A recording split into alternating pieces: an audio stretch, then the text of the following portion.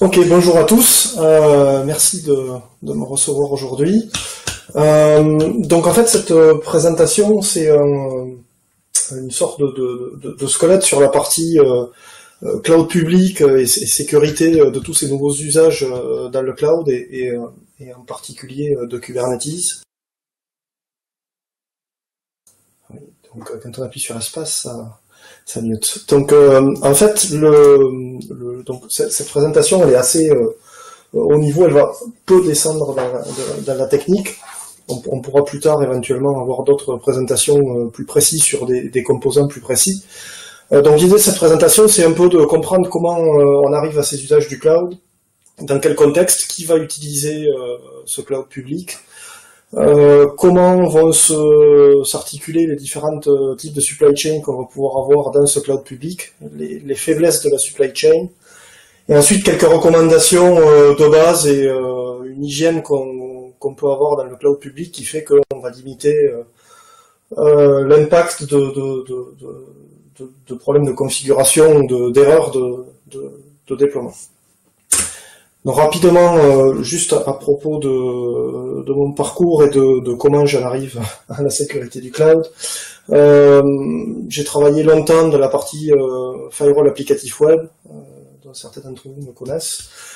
De cette expérience-là, un passage chez Qualys et surtout sur les 4-5 dernières années, j'ai pas mal travaillé sur tout ce qui était API et surtout les API REST.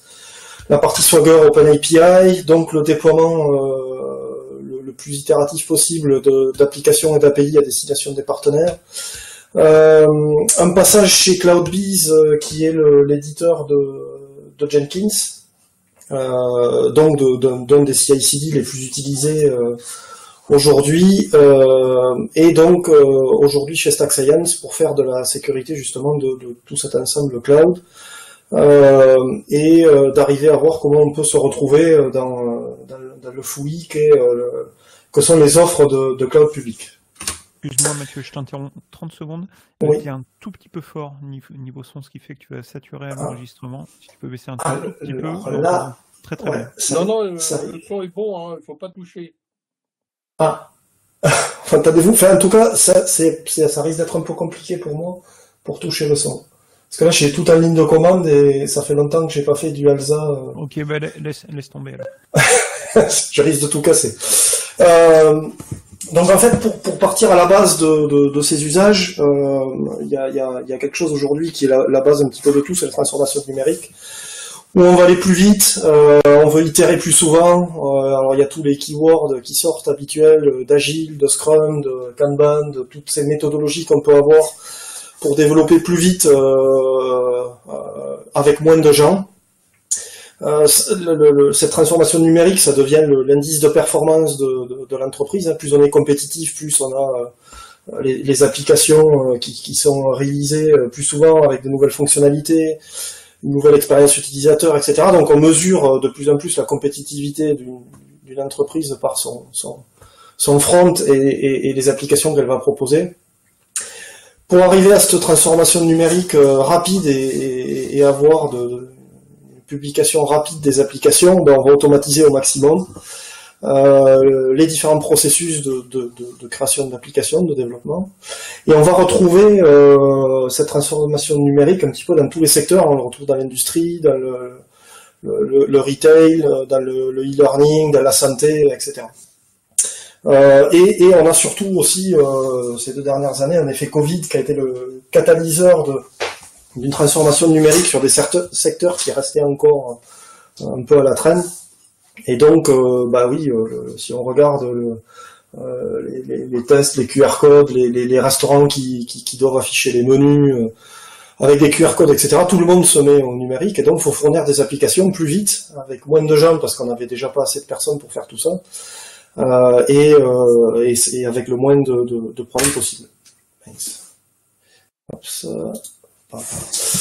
Donc pour arriver à faire cette transformation numérique, on a, alors je sais pas si on peut appeler ça un effet de bord ou une conséquence de cette accélération dans la fourniture des applications, c'est ce qu'on appelle le DevOps. Alors, c'est une définition pour moi qui reste assez floue selon les différents interlocuteurs que je vais avoir. Je peux parler de celle que j'ai vécue chez CloudWiz qui s'érige en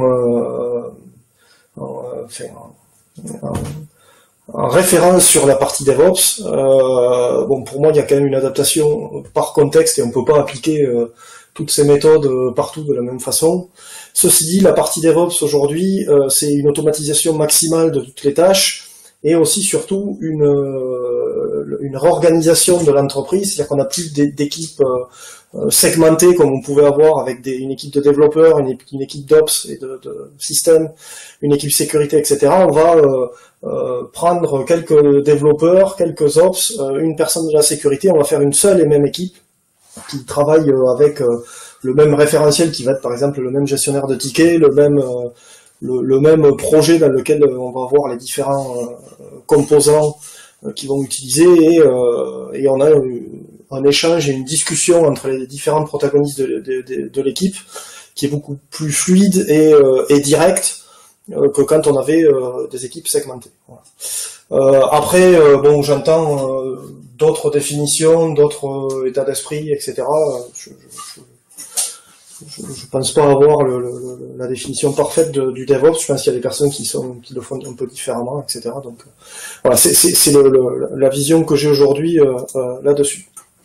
Donc ensuite, un autre des critères de cette transformation numérique et un facilitateur ou pas, c'est le cloud public avec une grande promesse, c'est de pouvoir tout faire quasiment en self-evaluation et on se crée un compte, on va créer sa propre infrastructure en quelques clics. On n'a même pas encore mis sa carte bleue parce qu'on a des crédits qui sont donnés un petit peu partout. On a plein de produits, on a la sécurité intégrée, on a des coûts qui paraissent super bas. Voilà, donc on a cette facilité d'accès, cette offre très large de fonctionnalités. Et surtout, on a des API qui permettent d'automatiser un certain nombre de choses comme les déploiements et la mise à disposition d'applications.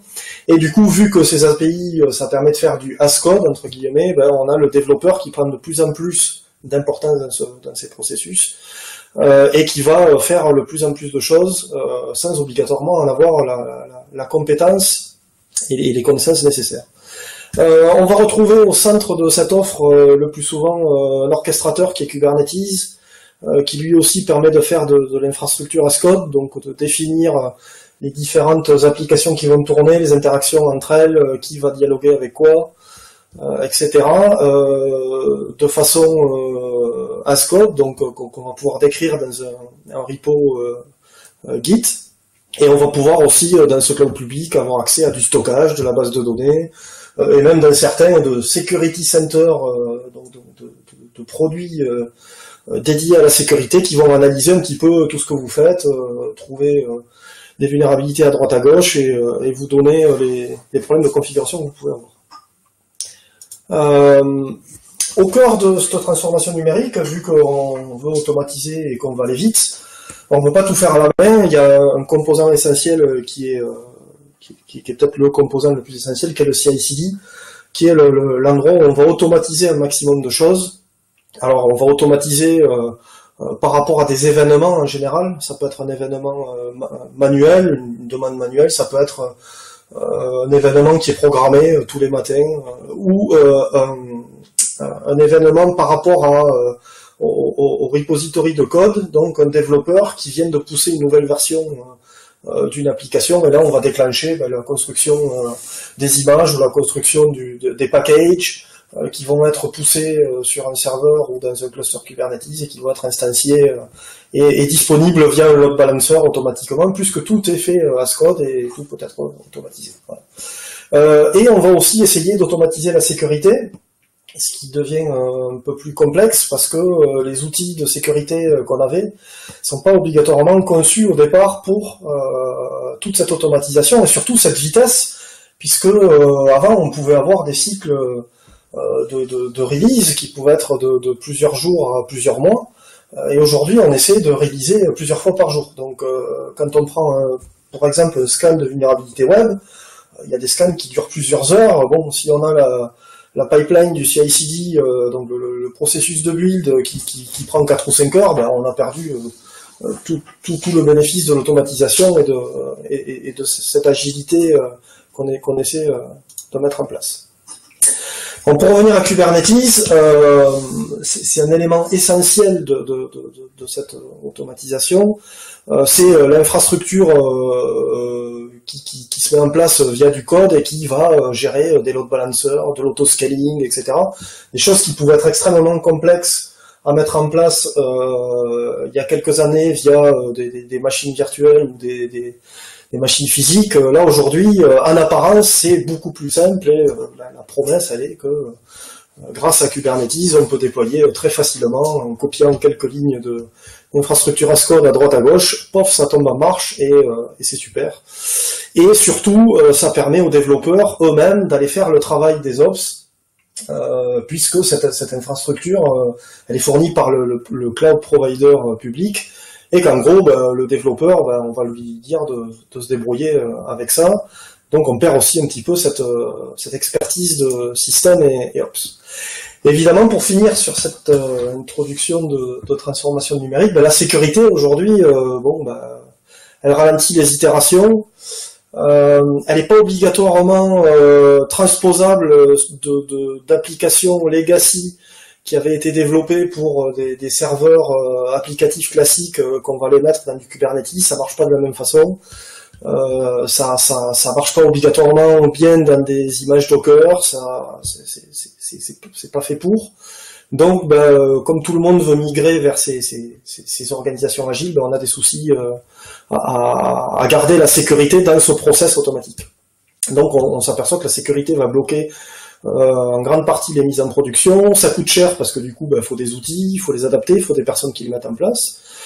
Alors, vu qu'il faut aller vite, on supprime et puis on se retrouve avec des clusters qui sont exposés en direct. On se retrouve avec des storage S3 qui sont ouverts à tout le monde. On se retrouve avec des backups de bases de données qui sont posés sur des storage sans login password, etc. Donc voilà, donc cette transformation numérique, elle va vite, mais elle va un peu trop vite, elle oublie la sécurité. Dans la deuxième partie de la présentation, c'est sur la supply chain, c'est-à-dire que dans cette transformation numérique, on va créer des applications, c'est le développeur qui les crée, et on va les construire jusqu'à les exposer et les mettre à disposition du client. Et cette supply chain, évidemment, on va la retrouver de plus en plus dans le cloud, elle aussi. C'est-à-dire qu'on n'a plus le repo de code qui est dans l'entreprise, et puis après on va avoir des processus qui vont pousser des applications sur des infrastructures. On a aujourd'hui des supply chains qui sont 100% dans le cloud. Donc on a le CI/CD qui va tourner dans le cloud, alors qu'il peut tourner dans une infrastructure privée mais qui est dans le cloud. On peut aussi l'avoir comme CircleCI par exemple, qui est un CI/CD qui est directement une plateforme SaaS dans laquelle on va aller pousser ses scripts, on va les donner ses credentials directement au CI/CD et le CI/CD va aller chercher les différentes ressources, va builder l'application et va aller la pousser dans votre infrastructure cloud qui est peut-être ailleurs. Sûrement ailleurs si vous utilisez un outil comme CircleCI. Mais donc on se retrouve avec une supply chain qui va gérer des credentials, des données sensibles, qui va aller récupérer des dépendances externes, qui va se connecter à votre infrastructure on-prem ou cloud, parce qu'elle peut aller chercher des ressources que vous avez chez vous. Et donc c'est un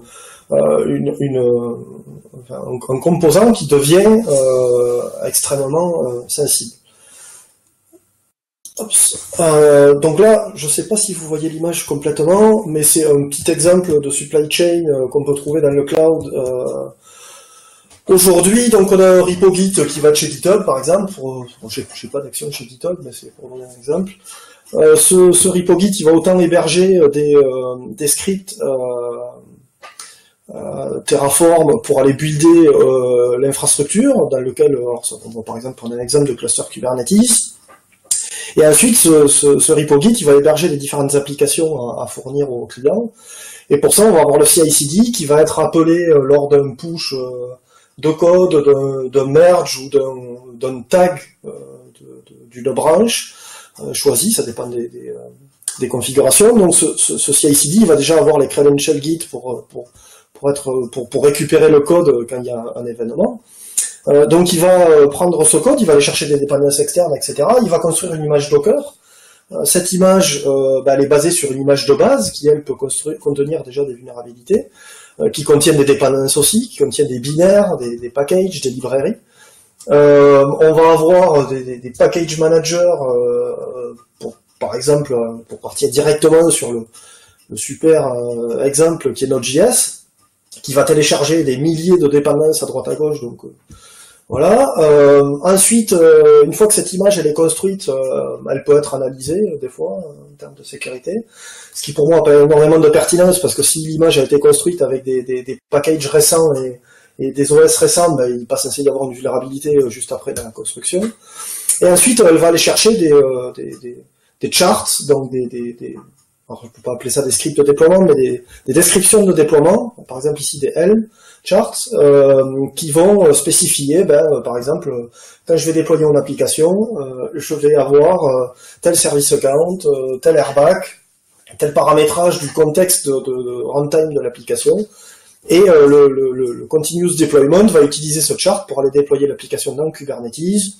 Ça déploie un load balancer, je me retrouve avec une IP, et de façon entièrement automatique, je suis parti d'un commit du développeur, et je me retrouve avec une application qui est en prod, avec aujourd'hui, par exemple, des SLA sur les pipelines qui peuvent aller de 5 minutes à 30 minutes, donc en gros, le développeur a tagué une nouvelle version, ou le responsable de projet a tagué une nouvelle version.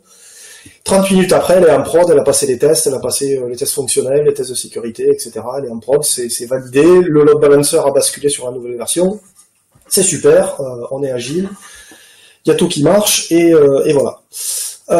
Ceci dit, cette supply chain, c'est une cible de choix, parce que au final, elle permet, selon les endroits où on va aller taper, de compromettre les applications qui sont que l'entreprise met à disposition de ses clients.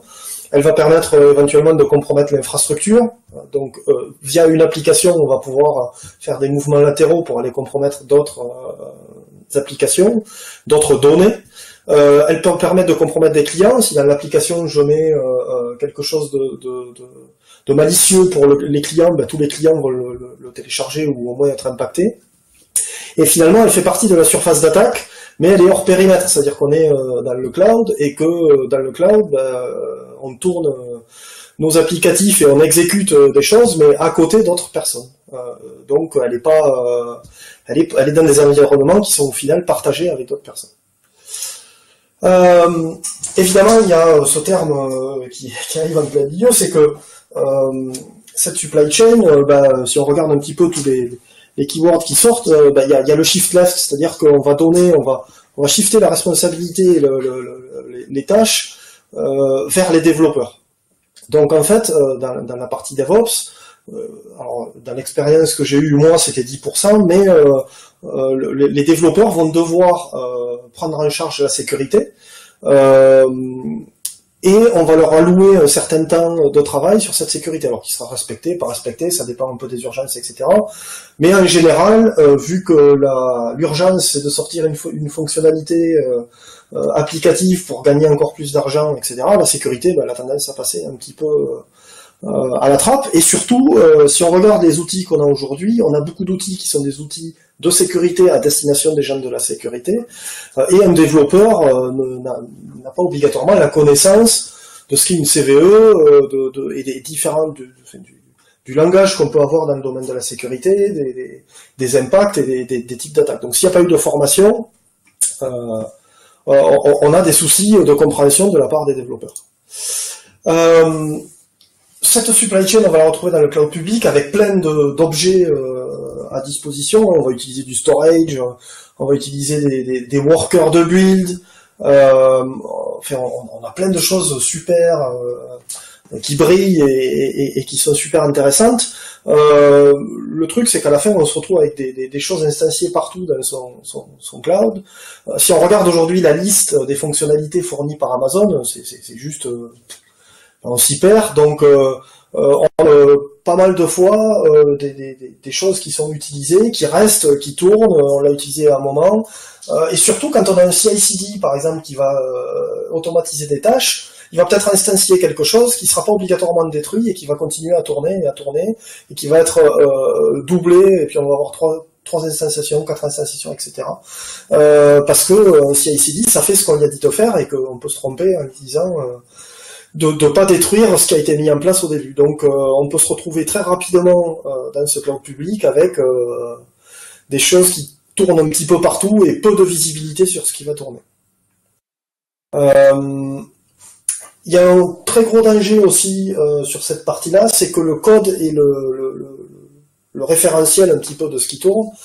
Et justement, on peut avoir, quand on a tout décrit par du code et que c'est un CI/CD qui exécute, quand le CI/CD n'arrive pas au bout de ce qu'il doit exécuter, on va se retrouver avec quelque chose qui est dans un état un petit peu bancal, et puis on va relancer la pipeline parce que c'est parce qu'il y avait une autre pipeline qui tournait à côté, il n'y avait pas assez de mémoire sur le worker, donc ça en a tué une, voilà. Et on va se retrouver avec une fois de plus des ressources qui traînent à droite à gauche.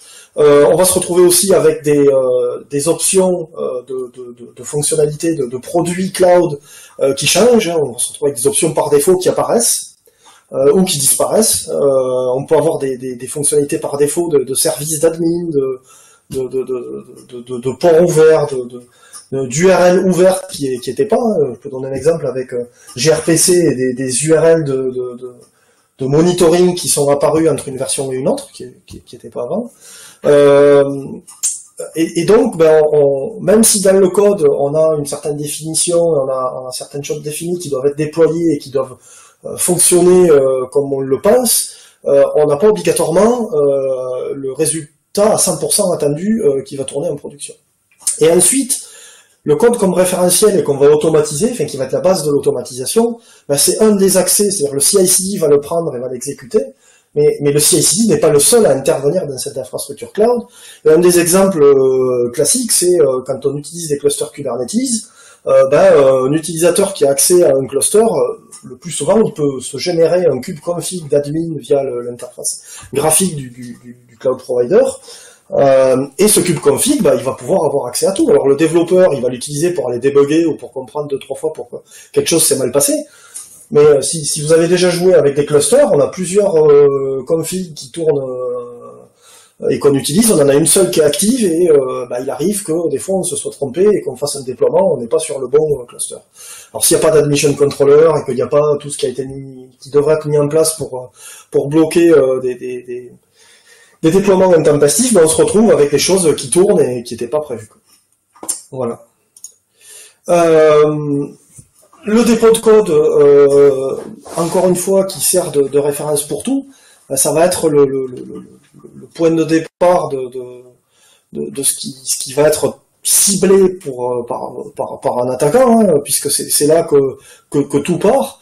Donc on va avoir des problématiques où on a des secrets qui peuvent être injectés directement dans le code, on va avoir les définitions de l'infrastructure qu'on va mettre en place, on va pouvoir rajouter des lignes de code, des backdoors, on peut rajouter des définitions externes, des dépendances, on peut surcharger les choses, enfin, il y a plein de façons d'aller rajouter discrètement des choses dans un repository Git, et surtout c'est ce repository Git le plus souvent qui via des webhooks va déclencher tout ce qui va se passer derrière. Donc si à un moment on déclenche par exemple un tag, fait qu'il y a un tag qui est fait par une personne, ça va déclencher, ça peut déclencher une mise en production derrière.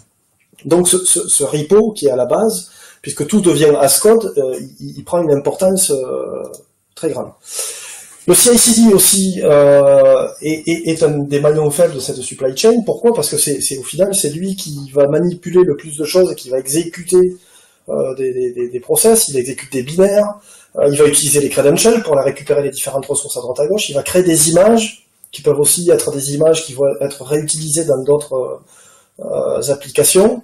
Alors là-dessus, il y a deux façons de l'apprendre. Il peut être, on a deux types de CI/CD pour moi. Alors je vais prendre les exemples avec Jenkins et Nginx. Jenkins, c'est un CI/CD qui tourne, qui est standalone et qui va aller chercher des données il est en dehors de l'infrastructure, il va chercher des données, il construit l'application, il va la pousser dans l'infrastructure. Nginx, il est déjà dans l'infrastructure cible, et lui, il va récupérer de la donnée, mais il est déjà dans l'infrastructure, donc il va déployer ce qu'il a construit. À la différence d'un Jenkins classique, il y aura les credentials de l'infrastructure, et va aller se connecter à l'infrastructure pour déployer ce qu'il doit déployer. Ce CI/CD, donc il manipule des données extrêmement sensibles, il va exécuter des process, et il a un autre problème pour moi aussi, c'est que en fait, souvent on va baser la sécurité via le CI/CD, mais le CI/CD il fait une sécurité à un instant T. Donc le gros problème que je rencontre souvent, c'est des images qui sont buildées à un instant T avec la dernière latest d'Alpine par exemple. Les derniers packages qui vont bien, tout est nickel. Donc quand on analyse l'image Docker à l'instant T, bah, évidemment on n'a pas de vulnérabilité puisque ça a été construit il y a 30 secondes et qu'il y a 30 secondes on est allé chercher les tout derniers packages qui sont clean sur une distribution et via un NPM ou un Node.js ou un Maven qui lui aussi a des définitions de sécurité sur les packages qu'il télécharge et qui est censé ne pas télécharger de vulnérabilité.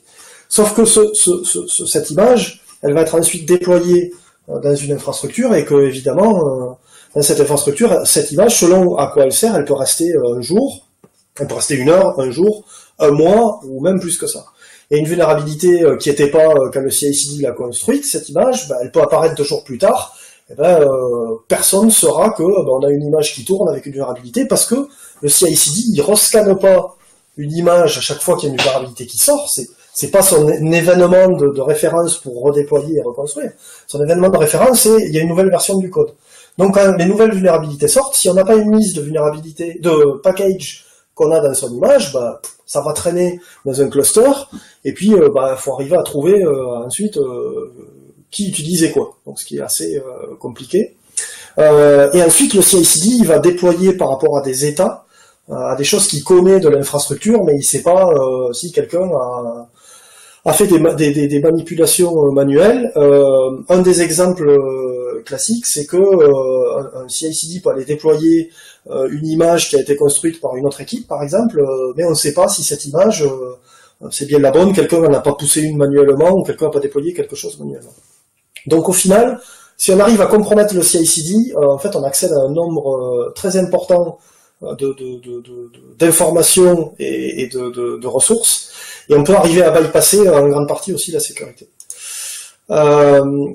Alors, pour finir sur cette partie, le cloud public reste un contexte d'exécution non sécurisé. Parce que si on regarde au final comment vont tourner toutes ces applications, bah dans un cluster Kubernetes, par exemple, elles sont les pods, donc qui sont des images Docker qui ont été créées, sont instanciées, et donc elles s'appellent des containers.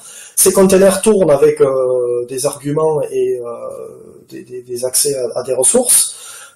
Et ces containers vont tourner sur des nodes qui sont en fait des machines virtuelles qui tournent Kubernetes. Et ces machines virtuelles, elles vont tourner sur des serveurs physiques, enfin, avec un framework, une base de virtualisation. Et sur ce même serveur physique va tourner le client 1, le client 2, le client 3, le client 4. Et donc aujourd'hui, quand on fait tourner un cluster Kubernetes, ben, on n'a pas la garantie déjà que ça tourne sur une machine qu'on a choisie, et surtout on ne sait pas qui tourne à côté de nous. Donc quand on a des attaques sur des hyperviseurs ou sur des machines avec des ressources partagées, il n'est pas exclu que nos données soient récupérées par notre voisin de cloud qui tourne à côté. Voilà. Et cet aspect est quand même un aspect extrêmement important à garder en tête pour ensuite la suite, qui est comment on va pouvoir, dans ce cloud public, respecter quelques règles de base pour éviter pas mal de soucis. Alors, cette liste de recommandations et de pistes pour sécuriser du cloud public, elle n'est pas exhaustive, elle est pas, il va sûrement manquer des choses, vous allez me dire, bon voilà, il manque ça, etc. Elle est pas faite pour être exhaustive, on pourrait y rentrer plus tard dans le détail. C'est juste des best practices vues et utilisées. Déjà, c'est un inventaire précis des objets et de tout ce qui tourne dans le cloud. Et par rapport à cet inventaire, une des choses les plus efficaces que j'ai pu voir, c'est le fonctionnement en projet des cloud providers et l'utilisation des tags et des labels pour identifier qui a quel objet, etc. Donc il est assez facile de mettre des règles dans son cloud pour dire que si un objet n'a pas de tag owner ou team owner, on supprime l'objet au bout d'une journée, par exemple. Voilà.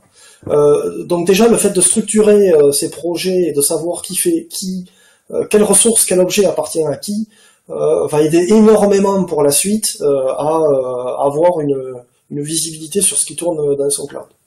Alors, par rapport au projet, c'est un petit peu la structure des cloud providers aujourd'hui. Hein. Si vous allez, que ce soit chez GCP, AWS ou Azure, le projet c'est la ressource de base. Vous l'avez aussi chez Scaleway et chez OVH et chez d'autres cloud providers comme Exoscale en Suisse. Ça devient un petit peu la structure de base d'un cloud provider, c'est-à-dire que tout se passe projet par projet. Donc déjà, si on part du Git repository, il y a quelques recommandations de base et d'hygiène à avoir. C'est que déjà, il ne devrait pas y avoir de commit non signé qui arrivent dans les branches, parce qu'aujourd'hui, on a quand même la possibilité d'avoir j'ai pas d'action ni chez YubiKey ni chez qui que ce soit, mais d'avoir des clés PGP qui permettent de signer les commits, qui sont sur des clés physiques, des YubiKey ou des choses comme ça. C'est assez facile d'aller signer ces commits. Et on peut dire que on peut être sûr que les personnes qui ont commité sont les personnes réelles et que c'est pas quelqu'un qui allait pousser du code comme ça. Le but c'est de faire ça aussi sur toutes les branches, parce qu'en général on va protéger des branches avec ces règles de sécurité. De mettre en place aussi des sites d'approbation pour les merge commits avec au moins 2 validations, donc 2 reviewers qui vont relire le code et comprendre ce qui est fait. Donc protéger les branches, analyser les dépendances au même titre que son propre code. Hein. Aujourd'hui, on est quand même dans un monde où c'est du npm install et puis alors là, ça va installer la planète entière en dépendance et puis on ne sait pas ce qui se passe. Donc si vous faites un projet Node.js, le projet de base il a déjà 200 dépendances et si vous ajoutez un framework, vous vous retrouvez avec 1500 dépendances. Le but c'est quand même de savoir ce qu'on va inclure, parce que si on rajoute une dépendance qui contient une backdoor ou une vulnérabilité, on devient vulnérable. Limiter au maximum ces dépendances, alors ça c'est dans la façon de coder, hein, c'est-à-dire que il faut trouver un juste milieu entre ce qu'on peut refaire et ce qu'on va pas réinventer la roue à chaque fois. Ceci dit, il arrive souvent qu'on utilise une dépendance externe pour 2% du code de fonctionnalité. Ceci dit, les 98% qui restent vont avoir plein de vulnérabilités, et du coup, par rebond ou par effet de bord, on va se retrouver avec une vulnérabilité sur quelque chose qu'on n'utilise pas obligatoirement, mais qui fait que on va pouvoir l'exploiter dans l'application. Aussi, arriver à mettre dans la tête aux développeurs que on ne se fie pas aux étoiles d'un projet GitHub pour la qualité de son code. Hein. On va essayer de voir le nombre de commits, la qualité des commits. Est-ce que le projet est vivant? Est-ce qu'il y a c'est dynamique? Est-ce que ça bouge? Est-ce qu'il y a les issues sont traitées rapidement? Voilà. Et puis après, on va aussi regarder qu'il n'y a pas de secret qui se retrouve hardcodé. Le genre de choses qui arrivent assez régulièrement, c'est que quand je commence à développer, je fais des tests avec mon infra et mes API keys de mon cloud provider dans des constantes ou des variables, et puis j'oublie de les enlever, et puis à un moment il y a un commit où ça part dans le repo.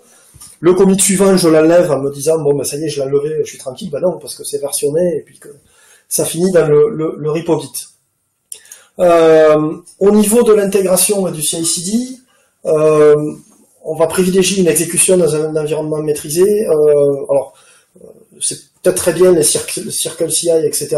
Je les ai utilisés pendant pas mal de temps. Ceci dit, je pense que c'est un élément qui est beaucoup trop sensible pour être laissé sur une plateforme SaaS. Il est préférable, je pense, d'avoir une exécution dans un environnement qui peut être dans le cloud, mais qui est maîtrisé, c'est-à-dire un déploiement qu'on a fait soi-même ou un déploiement qui est dans un VPC qui n'est pas accessible via Internet, etc. Si vous regardez aujourd'hui sur les plages d'IP, par exemple, de Google, les Jenkins qui sont ouverts au public parce qu'ils ont été déployés par défaut, voilà, vous allez en trouver des centaines ouvert avec des versions qui datent d'il y a plusieurs années. Donc pour moi le CI/CD ça reste quelque chose qui est vraiment interne et qui doit pas être ouvert au public. Ensuite, c'est limiter le scope d'utilisation des secrets, c'est-à-dire qu'on peut limiter quel projet a accès à quel secret. On n'est pas obligé de mettre les secrets en global dans le CI/CD.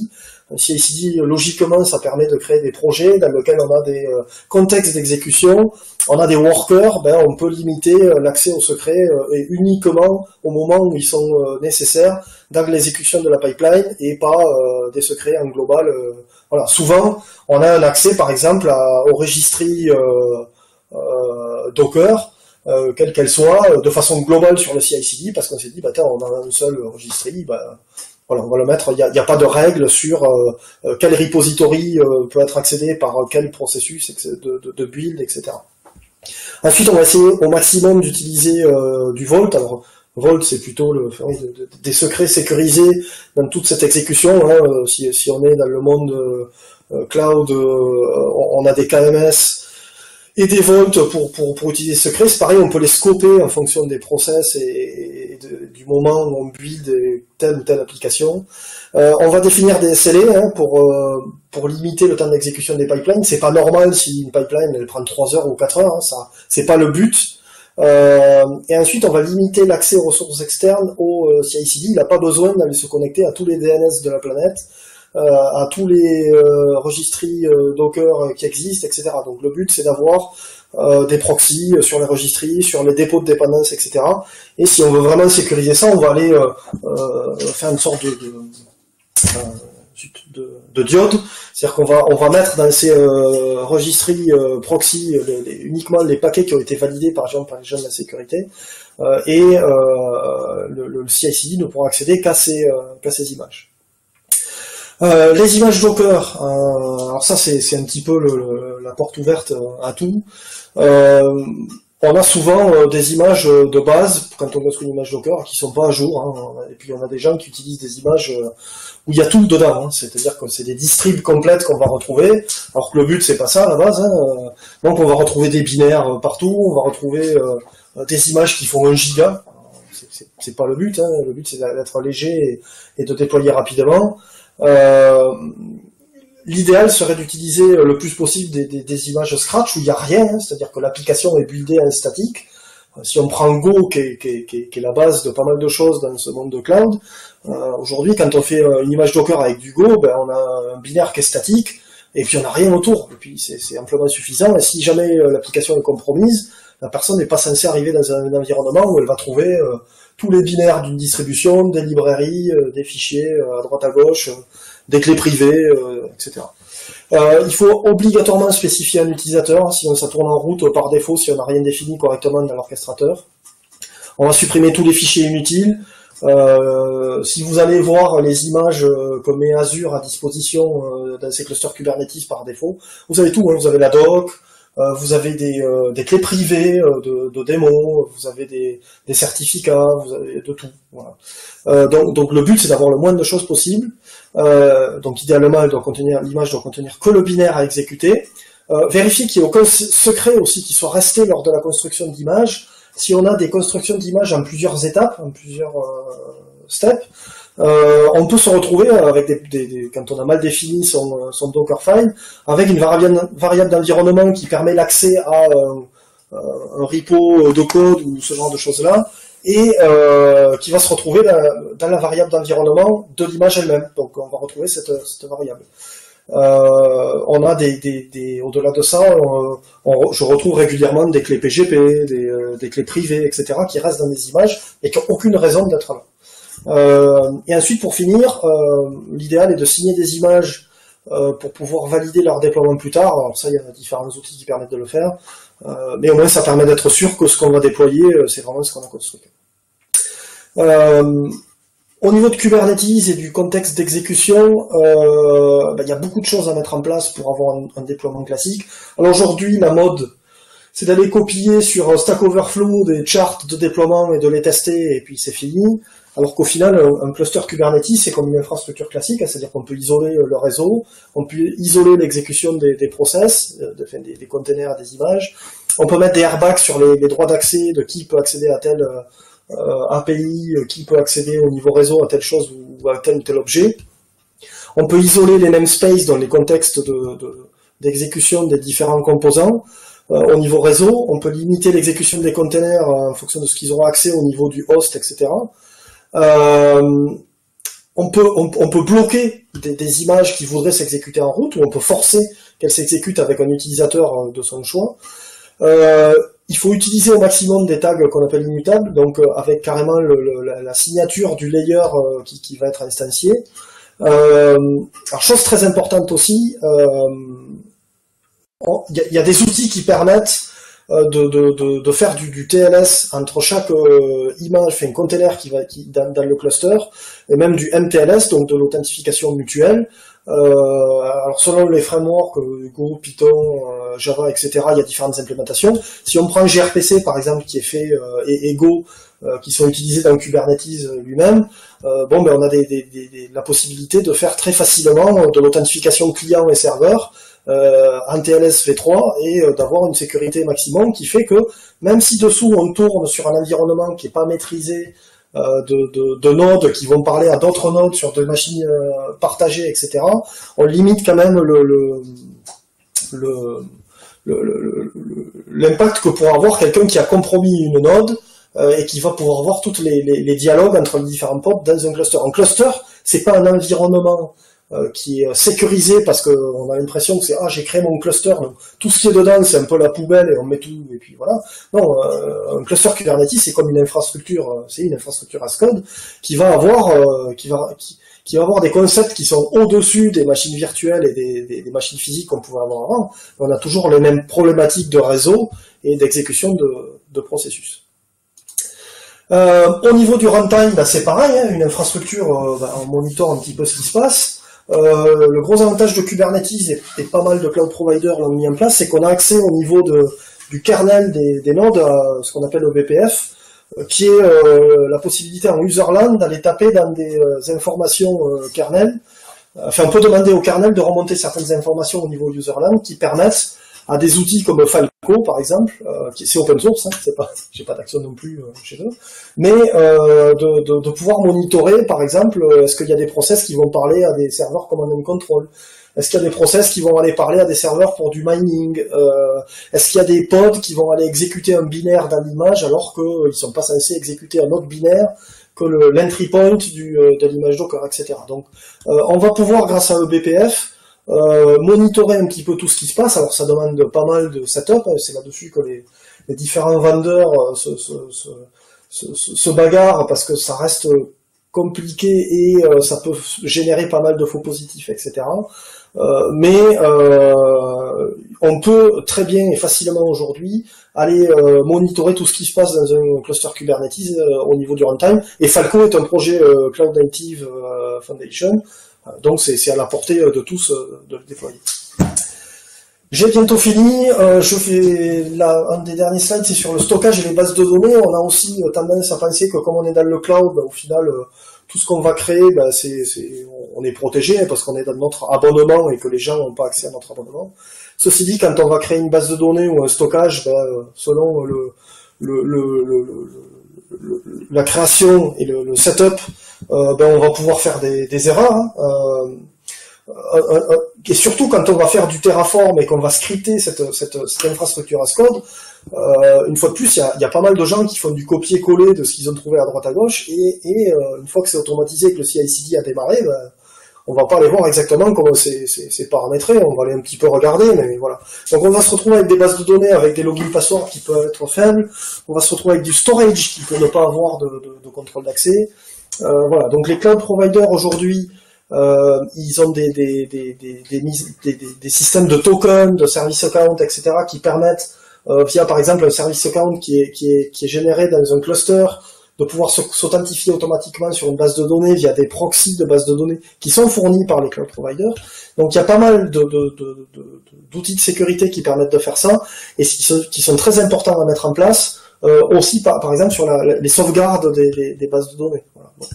Je citerai pas l'expérience précédente que j'ai, mais il y a un disclosure publique d'incidents sur une sauvegarde de base de données contenant les credentials de tous les clients qui a leaké parce que la sauvegarde de la base de données elle était sur un stockage qui était pas sécurisé, qui était resté dans un coin et c'est automatisé, donc c'est poussé là-bas, et puis personne se souciait qu'en fait il n'y avait plus de login password dedans.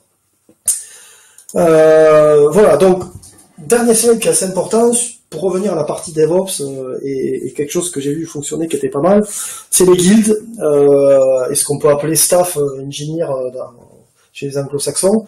C'est qu'en fait pour aider les équipes DevOps qui sont face à tout ça et qui sont souvent seuls parce que il faut être honnête, c'est souvent des devs qui ont demande de faire tout ça, hein, parce que c'est facile. De toute façon, on trouve de moins en moins de ressources qualifiées pour faire les choses, il y a de plus en plus de demandes. Donc en gros, on dit aux développeurs de gérer un peu tout. Vu que tout est as code, c'est parfait, c'est du code, donc le développeur va pouvoir le faire. Donc ces équipes DevOps, elles ont de plus en plus de mal. L'organisation avec une guilde, c'est que on a des personnes qui sont transverses à toutes ces équipes DevOps, et qui vont pas travailler à faire la sécurité de ces équipes, mais qui vont travailler à mettre en place des outils, des templates, des automatisations qui sont prêtes à l'emploi par ces équipes DevOps, et surtout que ces équipes DevOps peuvent comprendre. C'est-à-dire que c'est des documents qui sont à leur portée, techniquement parlant, et qu'elles vont pouvoir utiliser, et qui vont leur permettre de mettre en place ces 10% de sécurité, de travailler sur ces 10% de sécurité qu'on leur impose. Voilà. Voilà, c'est fini, j'ai parlé un peu vite, ça fait 46 minutes 15. J'espère que ça n'a pas été trop fouillis. Voilà. Allô ? Bien, Mathieu, Oui. merci infiniment pour cette présentation. On l'applaudit bien fort.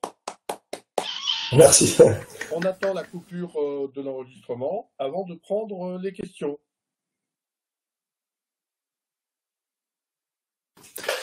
Il n'y a pas de coupure, je couperai au montage. Ah, ce sera coupé au montage.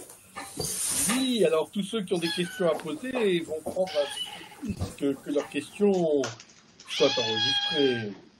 Bon, n'hésitez pas. Alors, merci infiniment Mathieu. C'était vraiment très intéressant. Alors, j'espère que vous avez des questions. Alors, franchement, mettez votre caméra et votre micro et puis posez la question. Hein. Parce que, bon, ça y est, là, je vois les questions qui arrivent dans le chat. Alors, un grand merci à Nicolas pour être redevenu le co-animateur et donc l'animateur principal. Hein. Patrice, on t'écoute.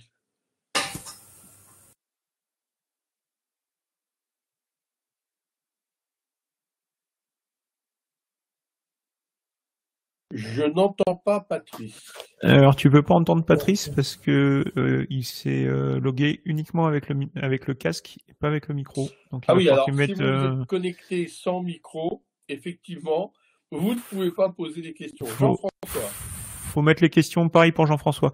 Il faut mettre les questions par chat pour les gens qui se sont connectés sans micro. Jean-François, il demande à Mathieu, que penses-tu de l'initiative de Google sur la supply chain avec, dans le Google Blog, Introducing Secure Open Source Pilot? Alors, j'ai pas en tête toutes les initiatives des cloud providers. Ceci dit, avec tous les incidents qu'il y a eu, genre SolarWinds, etc., c'est clair que ça a mis en lumière quand même la faiblesse de la supply chain. Bon, c'est quelque chose qui est vieux quand même, hein, c'est-à-dire que je sais plus si c'est en 2001, enfin je sais qu'en 2011 il y a de nouveau eu le problème, mais on sait que quand c'est plus facile d'aller compromettre un composant qui est réutilisé par beaucoup d'autres applications. Le kernel Linux, il a été backdooré plusieurs fois sur les 20 dernières années, donc où il y a eu des tentatives là-dessus. Donc c'est sûr que c'est plus facile d'aller infecter quelque chose à un endroit qui va ensuite être dispersé. Je crois que SolarWinds, c'est 18 000 téléchargements de la dépendance qui était backdoorée, donc voilà, il y a de plus en plus d'initiatives là-dessus, et je pense qu'on va arriver à fermer de plus en plus et à rendre de plus en plus difficile les attaques là-dessus. Après, c'est sûr que si aujourd'hui on reste dans un seul cloud, par exemple si je reste chez Google ou si je reste chez Azure ou AWS ou n'importe quel autre cloud, si j'utilise tous les outils, tout ce qui a été développé et qui marche ensemble, j'ai moins de problèmes et de sources d'erreurs que si je fais du multi-cloud, etc. Donc je pense que l'initiative de Google, elle est top, mais déjà je la connais pas donc entièrement, mais oui, des initiatives vont en avoir de plus en plus, donc ouais. Alors Patrice est en train de se reconnecter pour avoir le micro et pour pouvoir poser sa question. Moi, je n'ai pas bien compris sa question dans le chat, j'avoue. Patrice. Alors, il faut allumer le micro. Allumer le micro, il est coupé là. Voilà. Bravo. Ça doit être bon. Merci. En fait, il y avait un point qui a été abordé par rapport à la production à ce qui est déployé en fait dans les images. Tu parlais donc en effet, un Go va être capable de produire des binaires statiques sans aucune dépendance. Que si tu utilises d'autres langages, Java par exemple, pour pas le citer, mais il y en a d'autres aussi qui vont être dépendants d'un runtime. Ce runtime, on va l'inclure à ce moment-là. Enfin, est-ce que c'est dans tes préconisations de l'inclure dans les images des pods ou les images AWS si on est dans un cloud de type AWS, ou est-ce que pour toi, il vaut mieux que toute l'image soit construite, dépendance inclue, lors de la chaîne, lors de la supply chain? Alors, le binaire Go, il va contenir des dépendances, mais elles seront compilées en statique. Donc, ce qui fait que l'idée, c'est... alors, la façon dont est fait Kubernetes, et de toute façon, c'est beaucoup d'outils qui, au départ, partent de chez Google. Hein, si on regarde Go, gRPC, Kubernetes...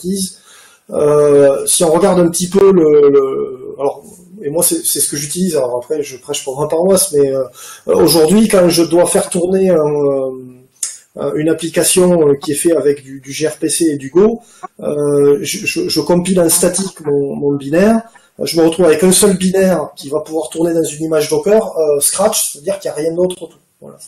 Donc il n'y a pas de librairie, etc.